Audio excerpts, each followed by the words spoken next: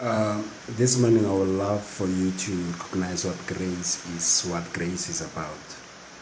You know, grace is one of the most powerful things that people have to know for themselves. Yes, grace is something that you've got to know it for yourself. Because most people think it's not by my own power, it's not by my own ability, but it's by the grace of God. It's by the grace of God. Paul says, I can do all things through Christ. He's talking about what? Grace. The grace of God. The grace that causes favor to come your way. The grace that causes you to wake up in the morning powerfully, strong, healthy, and in the right mindset for the day.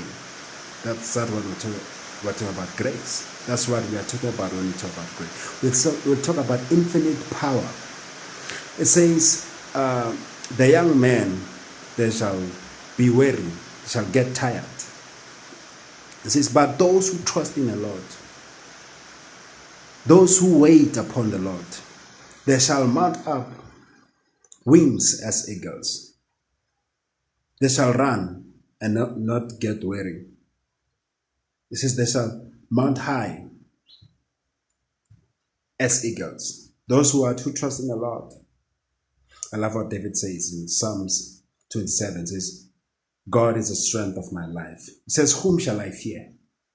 So even though mine enemies come against me, since they stumbled and fell, so no weapon fashioned against you shall prosper. Greater is he that is in you than he that is in the world. It's by the grace. You know, the grace, you say, when you read the book of Psalms, you're talking about the grace. It tells us that men work hard and hard and hard and hard. But in the book of Psalms, it says, but the beloved of the Lord gives them sleep. You're not prospering because of you are a hard worker. Of course, you need wisdom to know what is it that you have to be working on. Of course, you've got to work, but you need wisdom to do so. And then how can you do it besides by grace? So it's all by the grace of God. It's all by the grace of God.